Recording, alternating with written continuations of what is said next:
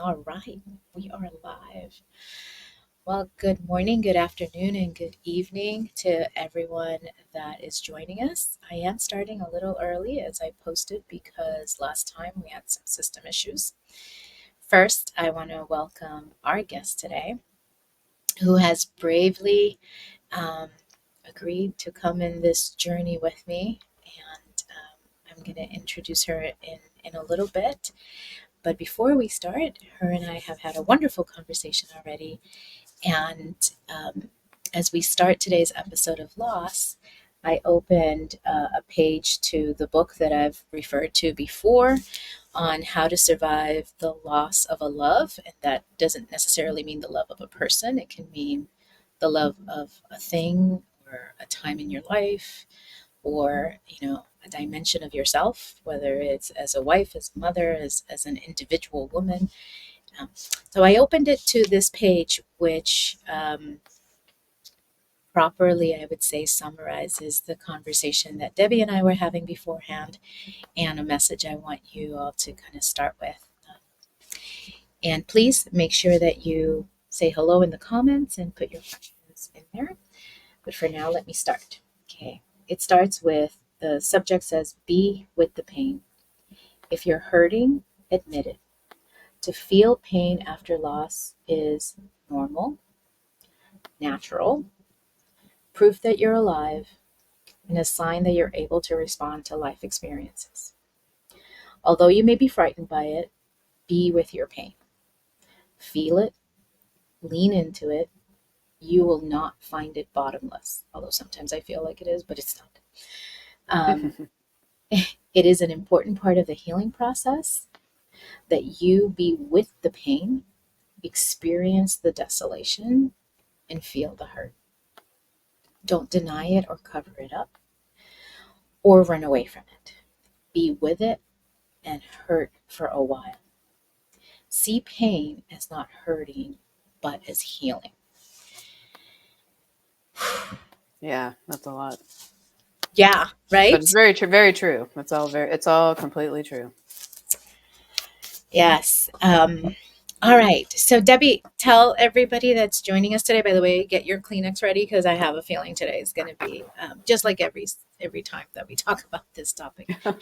But Debbie, why don't you Hmm. tell everyone a little bit about kind of how we met and kind of our journey, and then we can start diving into some of the losses. Sure, sure. So actually, I met Renee because she's a professional acquaintance of a family member. And there was just something about her when I saw her face on LinkedIn, which I'm a director of marketing for my company. And so, of course, LinkedIn is totally my world, especially in today's new world after COVID and everything. But there was just something about her that I just knew, and I never really could engage. We didn't really have a lot after she kind of left overseeing our company in her former role, and I always just kind of felt this weird bond, I guess, across the website or internet. And we're very fortunate that her pathway led us to being able to engage her, and I was able to engage her personally to bring her in professionally, actually, for our organization. And it's been a great friendship just developed. So Yes. pretty excited about that. And we both experienced quite a bit of loss, so we've talked frequently. Yes, yeah, and this was, as some of you might know, if you've been following the post, we were scheduled to have another guest, and Debbie was actually scheduled to come in the show to come to do an Mhm. episode, but much later. And she said, "Well, we can swap, and I'll just cover, because I didn't want to cancel it." And I said, "Okay, are you ready?" Because we've been working this past week on just some heavy professional work that just requires a lot of emotional energy, not necessarily because of loss or whatever. It's a lot of transformation and a lot of heavy lifting. So thank you for just jumping in and making sure Absolutely. that we could kind of, the show went on. And Yeah, we've talked a lot about a lot of different losses, and I want to share with the audience, right, that even though we commonly think of loss as when you lose a loved one, which is a lot of what we will cover in various episodes, inevitably.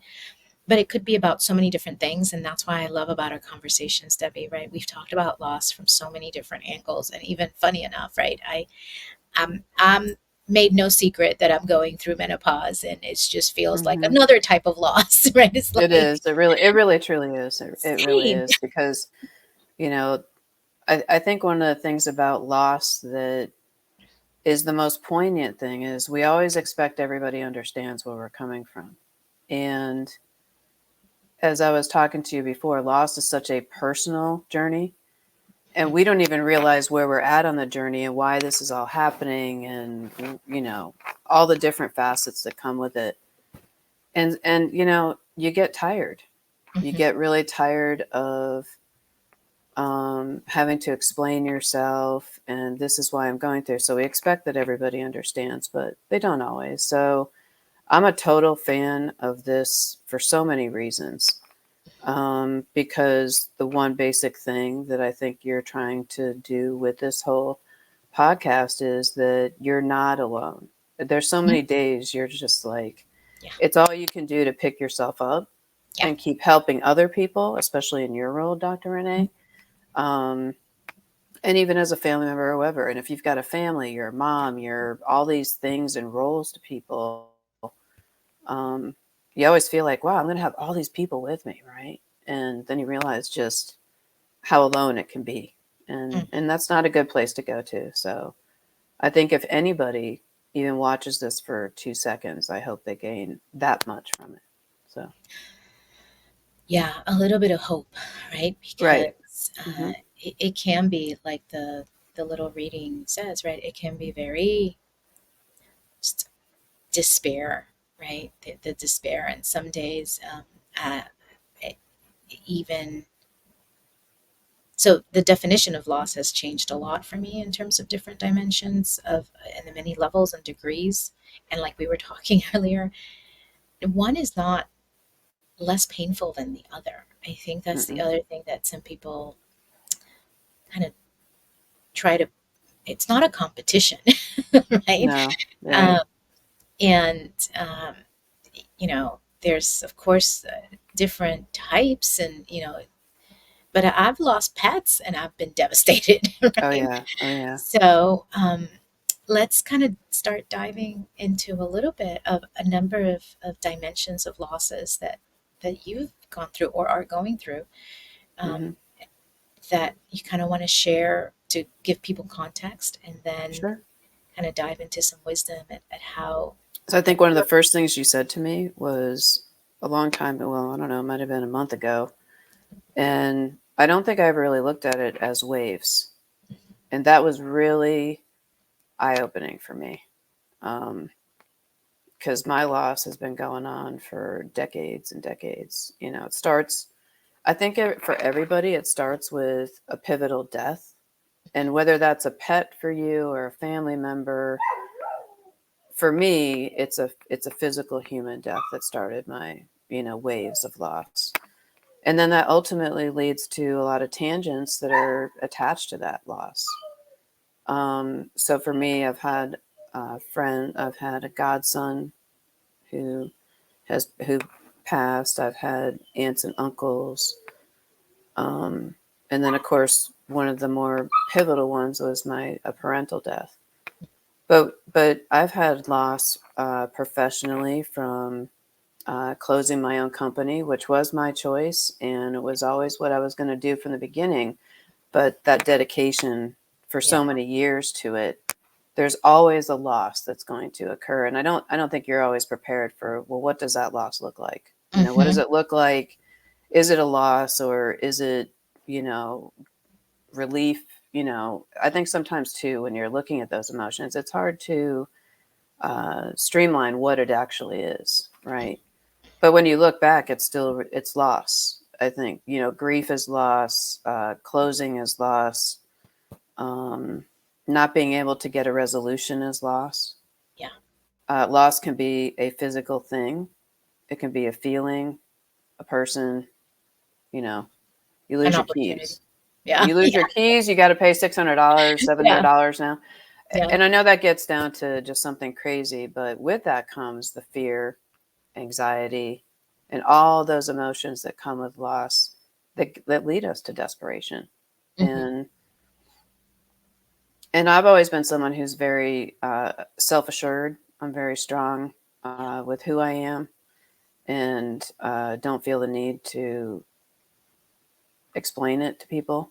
Hmm. And I think sometimes that's a problem, though, because a lot of people think that I'm so strong that Hmm. I don't experience the same feelings they do, right? Hmm. So then that you get to that point where you're so alone, and you're like, well, wait a minute, I'm like you. How come you don't understand where I'm coming from? But I'm supposed to always be open to where everybody else is coming from, you know? So that part of a loneliness hits every single person. It even hit, you could even say it hits animals, right? I mean, Hmm. everybody, I think, who has those feelings. So, I've experienced loss on a lot of levels. Just even right now, I'm going through letting go of my 20-year-old, Hmm. which sounds crazy, right? But everybody has their own perspective. Some people are like, God, I can't wait for them to fly and get out of the house. But you're always, no matter who you are, I do not believe that everybody's just like, it's all good, I'm going to walk on. There's a moment you walk into a room and you just put your head down and go, oh, I know that's a loss, but I've got to pick my head up and move on. You know, Yeah. at least that's always been my kind of mantra. Yeah. Sometimes though that builds up. I can, as I was saying to you earlier, with age comes wisdom. Hmm. Um, so for me, I'm definitely more wise, I think, to looking for those red flags for myself, Hmm. and trying to be open to the different types of loss and that they really are a loss, you know. And sometimes those waves, you don't realize you're still trying to come up for air because you're so busy solving the problem. I was taught, I was taught by both my parents. We solve the problem. We get what we get it, but the emotions were always kind of put that to the side, Yeah. and let's get to the end point. Yeah. So a lot of times that's how I've maneuvered my loss. Is I just kind of was like, well, this is too bad. It's happened. I grieve, and then I kind of move on. But when you start having them, and you get to my age, which I say I'm old, I'm 56, but You're not old. I feel very old in relation to a lot of things. And like I was joking about it, I wish I had the book of 15 and 20 and 30 and 40. Yeah. So I knew how to deal with the loss that, but I've always been someone who believed that things happen for a reason. Yeah. People cross my path for a reason. Although loss is bad, it does teach you a lot of things. Um, but yeah, the loss comes in a lot of different packages, and it's not sealed up, and there's not a handbook. Yeah. And I think that's the hardest thing, is sometimes we don't give ourselves the grace Hmm. to grieve and Hmm. to accept loss Yeah. and to be open about it, because it's so hard, because you go to such a desperate place Yeah. because you're not ready to let go. Hmm. It's what it's about with the loss, is you just can't let go, right? Sometimes it takes years, Yeah. sometimes it takes days, sometimes it never goes away. But I think the lack of empathy Yeah. is the hardest for everybody, right? That's why when I saw that passage about sitting with the pain, Hmm. I was like, because it's some days I kind of feel like, okay, come on, Renee, get on with it. Hmm. It's like, Yeah, it's enough, right? lots of pep talks. Yeah. Um, and I've come to this place where some days are better than others, and I have to give myself grace to kind of sit in it, right? It's like it's okay, just sit, just cry whenever it feels, And I guess for me, I just didn't want to make other people uncomfortable, Right. right? Yeah. And I was like, tough, right? Let them feel uncomfortable. So tell me a little. We were talking earlier, right? And one of the things we were discussing is, at least this was a surprise for me, when I, particularly when I lost mom, which is about 14, 15 months ago, actually 14 and a half months ago exactly, I found myself facing all these feelings that I didn't expect I was going to feel. Right? Mhm. I thought it was going to be grief. That was going to be the sadness and the grief, and I thought that was the bucket. That was the category.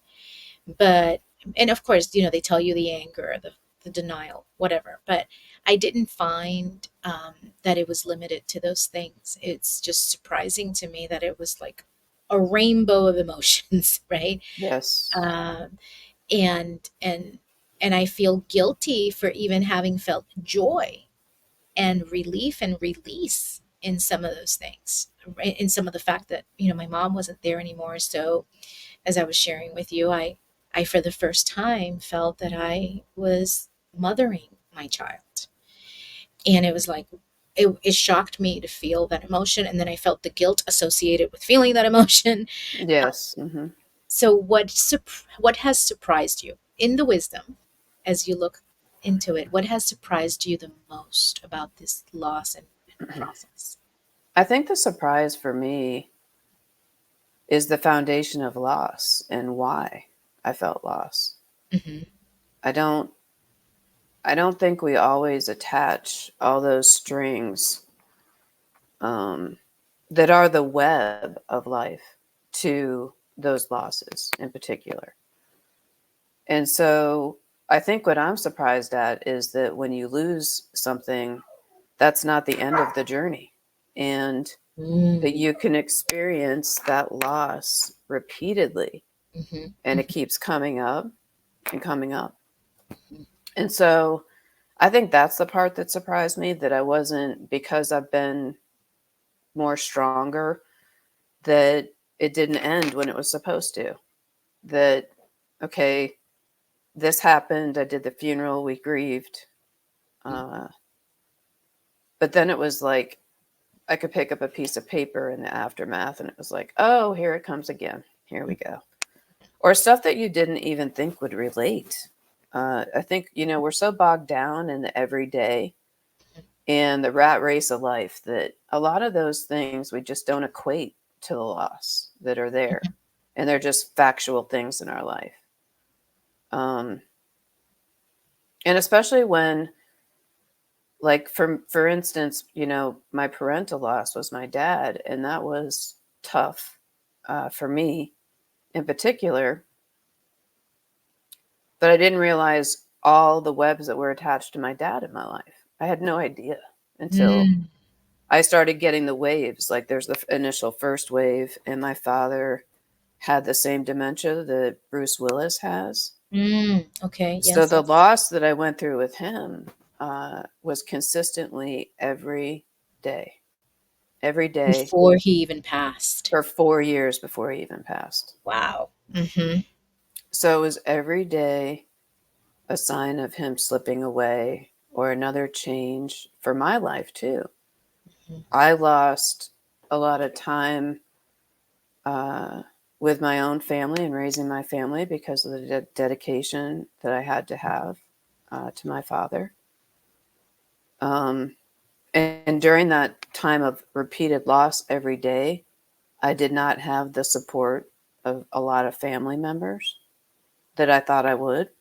So that was another loss. So I'm experiencing not just the loss of dad, but the loss of support, the loss of my pathway that I thought was going to be something else and turned into something else and it wasn't just 4 years. There's the all the estate stuff you got to deal with people's loss, and then I think I also was experiencing loss for him Mm.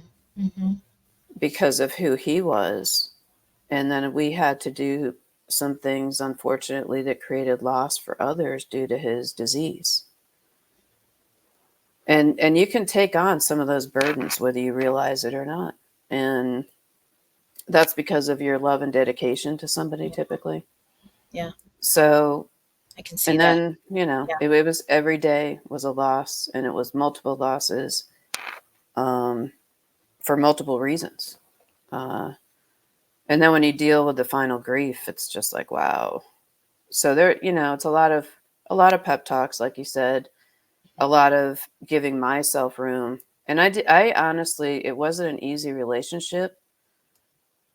And so I think that uh, some of the grieving that I did have, I'm still doing because it's been 7 years. I'm not quite at 11 as your last guest was at. And she seemed pretty um, assured on her holidays, birthdays, that, she's moved to a different phase of her grief. And I have not, I'm not there at 11. Uh, it's not easy, some of those celebrations.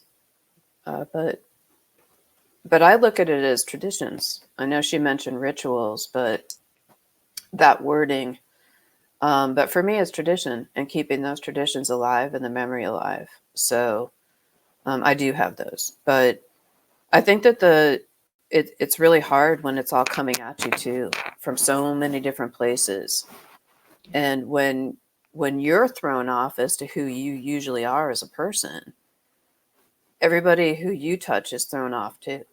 Mm-hmm. Because if you're like, for me, I am kind of a compass for a lot of people, a lot of things. And so they all got thrown off because they were like, whoa, Debbie's grieving. What's going on? Yeah. She's upset. She doesn't Uh-huh. want to deal. You know, they Yeah. weren't used to that from me. So, and, you know, giving myself that grace, which at the time it didn't feel like it. And I was so overwhelmed that I was feeling all these feelings from his loss that it made me think of other losses that I didn't realize were so pivotal, Mm-hmm.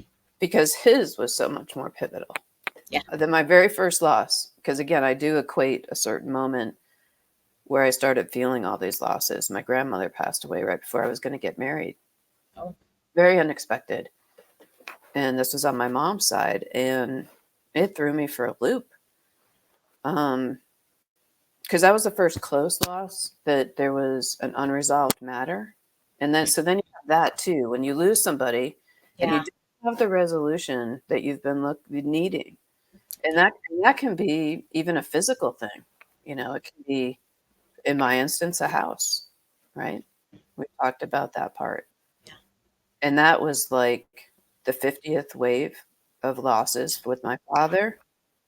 It was a loss with my entire family on that side, frankly. It's almost gone. So, And for those who don't have the context, right, the house really, it wasn't just about the house. It's the house held the traditions and the memories. and a safe space for me. That's Yeah. that's a pretty tough one to, what I felt like was a forced position to move on from. And I don't think I realized, again, loss just creates this cloud of crazy for you. Yeah. I don't think I realized, at the time, how much it meant. Like, I sort of knew, but it wasn't until the aftermath that I really realized how much it changed my compass. And every loss tilts your compass Yeah. in a certain way. And some just spin it completely out of control. And I'm still trying to grab on, frankly. But things like this and help and talking and stuff, it always helps. So I try to not be alone in the Yeah. loss. That's actually the reason I was almost compelled to do this series, right? Yes. Um, because I do think that it's a difficult conversation, and people have never been comfortable with difficult conversations, much less something like this. But I think, one of the I was sharing, I have a group of people that I'm working with right now as a peer group, and the subject of suicide rates around emergency response workers, but also, I have a teenager, and Hmm. the suicide rate amongst teenagers is just skyrocketed Yeah. since COVID, but also social media, and a lot of that is as the research starts coming out, is because they don't have the spaces, they don't have the language, they don't have, no one wants to talk about it, right? And it's a little bit of that, soldier on, right? Yes. It's Yeah. grief. You're supposed to go through. It's interesting because I was researching rituals, grief rituals, right? Mhm. And in different religions and whatnot. And in some religions, you have certain days of mourning. In some religions, Mhm. it's a full year. Um, it, but what's interesting is those things, while they're helpful, but they also give people the wrong, I think, the wrong impression that grieving is a period of time, and when it's done, and you said it a little earlier, like when it's done, right? You do the funeral, you do this, you do that, da da da da da, da, and then you're done and you're supposed to move on and have a nice life. Right?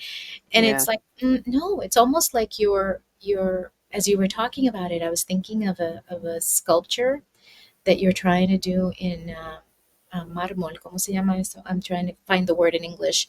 Um, if you're trying to do like a stone sculpture, and you're Chiseling each you're part. chiseling away at it, and each loss is a chisel, and it Yes, it is. permanently changes you, right? You're the art piece, the art piece, and it absolutely changes you forever, and it's Hmm. with you forever. It's not like a scar that heals and you've got skin over it or whatever. It just chisels, and it doesn't go away, right? Absolutely. It So doesn't. So that's why it's good to give yourself a place to go. Um, and I'm not. Excuse me. I'll be honest that in my family, we didn't air our dirty laundry. mhm, Therapy is considered a point of weakness. mm, And I think that's a stigmatism in society today still. Like yeah, it always fascinates me that we are in 2023 and some of the basic social 24, mores, but or okay. I'm sorry, 2024, I apologize. It It's has okay. been a long week. It does. Um, talking about a lot of numbers. So, but I think that, yeah, in 2024, here we are, and we still feel we can't talk enough. We can't express enough. We can't be who open Mhm. to people. Because, like, even I was talking to you about a different family member, and it's like we all still put up these walls, even though we feel like we're open, right? Right. Um, and in loss, that's the time to bring your walls down. But when you get to a place of desperation, you don't want people to know that, especially if you have people relying on you. Mhm, mhm, mhm, I mean, for me, there's a lot of people that rely on me to be strong, mhm, mhm. and if I'm cracking up, the world's probably cracking, right? So that is hard, and that's a whole nother podcast probably. Yeah. Well, But no, this is interesting, right? This is one of the reasons why you and I think get along so well too, because I hold that position in my circle. mhm, And when I lost mom, I'm always the one that makes things better, or that is strong, and that is, the one that gives the direction or the guidance or the.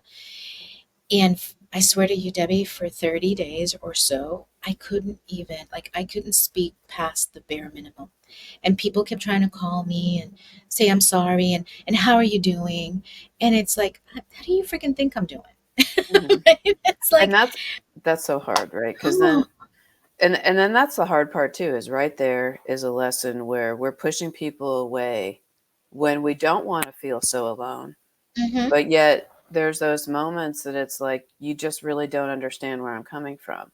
And then that's uh-huh, that's always the conundrum, is you want people to understand, you think they should understand, and then when they don't, you're like, well, what the heck? So we're kind of, I've always said, a lot of ways, we're our own worst enemies. uh-huh, Because especially if you're someone like myself, where I can come in and kind of intuitively dial in a situation, but you can't do it for yourself. It's all the same saying, yeah, right? A dentist yeah, can't help himself. A therapist can never. Usually, their yes, world's a wreck behind the scenes. I yes, have other therapists in my family, so yeah, or people that you just know, and yeah, um, And so sometimes that is a facade you've got to break through and get through. I know it really did not, a lot of the stuff too is, until you go to that last moment at the cemetery, it's not real. Mhm, mhm, And then it's very real. mhm. And yeah, I wasn't expecting to wake up the next day the way I did. Furthest thing from my mind, Yeah. but it happens. You got to move And on. and you brought up something interesting, right? Which is the gosh, there's so much when somebody dies, so much Hmm. to do. Oh I, gosh, yeah, like uh, the amount of paperwork. I still get mail from my mom, yeah, and there's so much administration. Even my dad, who didn't really have a lot and didn't get a lot of mail, get it, but there's logistically there's so much to do, and then once you're done, and it takes a long it takes whatever it takes, right? But it's just like, okay, wow. um what and I don't. even then, like when you have to, you're ending somebody's life too. Like that is Mhm. ending somebody's It's like erasing them physical from existence. existence. Yes, Uh-huh. and that's a really big loss too, because you're Yes. unwinding someone's affairs, Hmm. filing their last tax return, Hmm. getting rid of their clothes. What do you do with this stuff? And you're just like, wow. And then you get back to your relationship with that person. Again, the unresolved issues or the great aspects of your relationship. And then you also kind of find out some things maybe you didn't want to know Hmm. in a loss. Hmm. So it's such a range of emotions. It is like a rainbow, like you said. Hmm. And if you're not expecting it, um, I think I'm fortunate that I have the strength that I have some days. But sometimes it can be a bad thing because I don't always recognize when something's affecting me because I'm so busy carrying on. Hmm. Um, and it's hard when you, again, the whole premise of this is when you feel alone. And so all of these different things make you feel alone, ending Yeah. someone's life, people not understanding, not having the support you feel you need. The families that's left, the immediate family, right? Siblings, grandchildren, spouses from a death like that, or anybody. Um, it it can open up things or close things you didn't necessarily believe or even knew were there. Yeah. Uh, certainly didn't expect that a location and a home was going to be so pivotal for me, and didn't expect. Some we're always in our own world too, and we think everybody should always be like, you should know, you should know, you should know. If you love me and if you know me, you should know that. Yeah, yeah. Yeah, Which is yeah. unfair, by the way, to It those people is. It is. listening. Mm-hmm. It's so unfair, and I have found that we need empathy, not just for ourselves, but for those people, because we do make assumptions and we do put stuff on people that it's not their fault, and Right. it's not theirs to carry. Like, I know all the people that called and said, how are you doing? Like, they were all well meaning, but it was like, I so can't deal with that. Right? Mm-hmm. I was getting So so many texts, and I will say that one of the things that loss has taught me is to set boundaries. hmm. Um, I think Ooh, one of the things that like you and I probably both go through is we are here to serve pretty much and help other people. Even though what I do is not what you do, but me as a core it's person, still that's who I service. am. Yeah, Yeah. it's still Someone service. calls me, they need me, I'm there. Yeah, I get frantic calls, I'm there. yeah, You need me to come help you move something, I'm there. You need me to come drive 6 hours to help you, I'm there. You need me to jump on a plane, hey, call me, I'm there. And yeah, it doesn't matter what I'm going through, I will just yeah, do that probably. yeah, So then I think the hardest person to be there for sometimes is yourself. yeah. So, The other thing I want you to to hear at least. I observe you, and I think what you do, even though you said, well, you're a marketing director. To me, you create beauty and clarity, Thank right? you.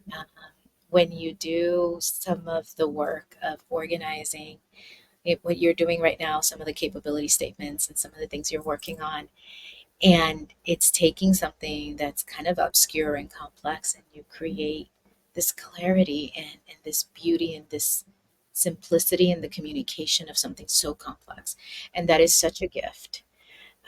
So yeah, I just wanted to say that came to my Well, mind thank when you you. came, I wanted you to hear. appreciate that. Yes, I'll yes. take that.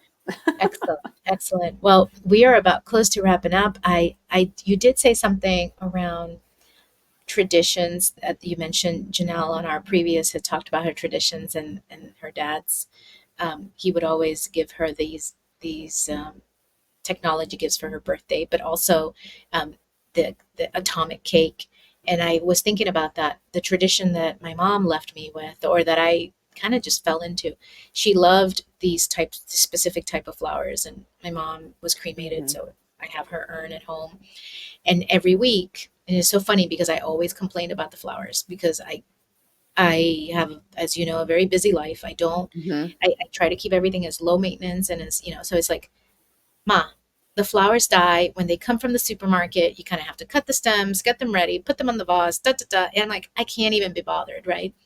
But it was such a big deal for her, and she always had the house filled with flowers. So now every week, I basically go and get her flowers, and take all the leaves out because otherwise they'd rot in the water and it stinks up Yep. the house. So she taught me all these things about how to do it, Hmm. and now I find myself doing it every week, right? Even though, so I'm sure she's laughing from beyond, like, see, uh, Yeah. uh, but it's been a ritual that helps me stay connected and find the joy and just keep her very much present, and so it makes me sometimes laugh, sometimes cry. But what ritual have you maybe found with your dad? You said you're not there like Janelle at certain things, but do Hmm. you have anything that kind of helps you remember him or remember the joy?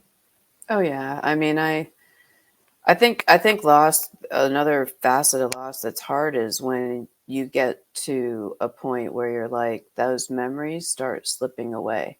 Mm, Like his physical feature presence in your mind every day, like it's so much a part of your loss in the first 5 years uh-huh. that when you start to get into 6, 7, and maybe, where Janelle is, where she's obviously been able to move beyond some of the grief, I'm still, and I was just only saying equating because I found it interesting when she said she was at year 11, because like I didn't used to count the years for a while. It was so raw, but then I'm like, okay, it's year 7, and shouldn't I be like at this place or that place in it?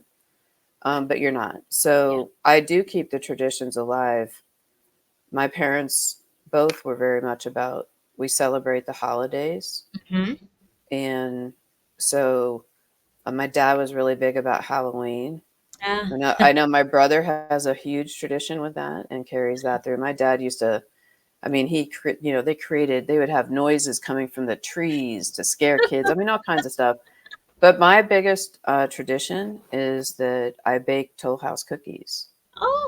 No matter if I'm feeling stressed or I need to like channel my dad, because I'm trying Uh-huh. to because my biggest loss with my dad was I didn't have someone to go to, as your friend said, for all those questions I had in life. He was always my go-to.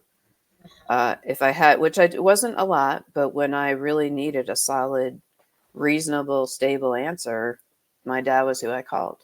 Mhm, mhm, Um, so my nana was also a big factor in my life.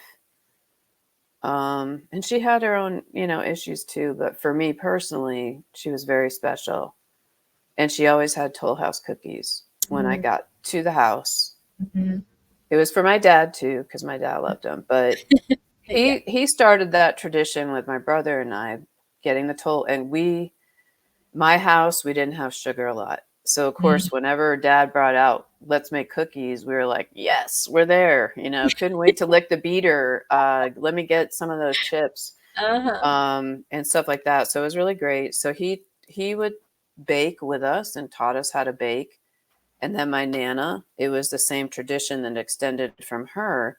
So for me, that tradition relates to my entire side of that family because my aunt took that recipe and she did something different, didn't use butter, right? So we'd always talk about, well, this cookie's too soft or that one's too hard or you overbaked that. Did you use the wooden spoon or did you use the mixer, you know? So I That's like right, that. because it messes with the temperature of the batter. That's right. It does everything. Well, baking is again a whole nother podcast, but yeah. So I like that because anytime I break that out, it's how I can kind of, and I don't even eat the cookies. Like I'll have Yeah. some of the dough because that was a part of our tradition. Uh-huh. And my son, it's great because I've passed that on to my son, Uh-huh. and he loves chocolate chip cookie dough. Loves when I'm going to make Toll House cookies. Um, and I've even adapted the little recipe, which sometimes I feel guilty about Yeah.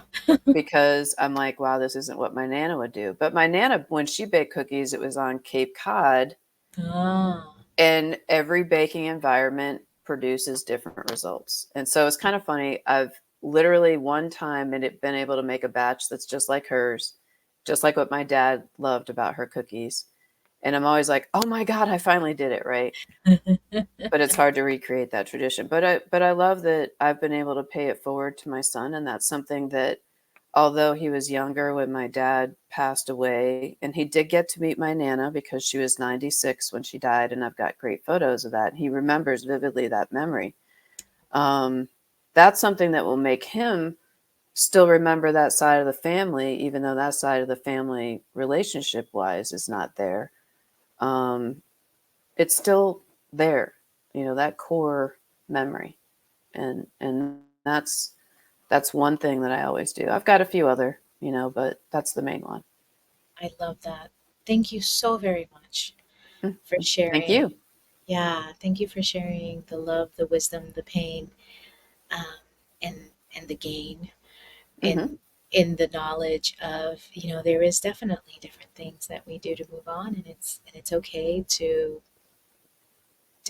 again, we don't close the door. It's ever evolving, but we move with them. And thank you so much, and thank you for your friendship, and and for our work relationship. You are an inspiration, and I appreciate you and love you dearly. So thank you so much. Thank you, Renee. I appreciate you too. This is a phenomenal podcast. I do hope that even a blip helps other people. Really. Yeah, me That's too. why I'm here. Thank you.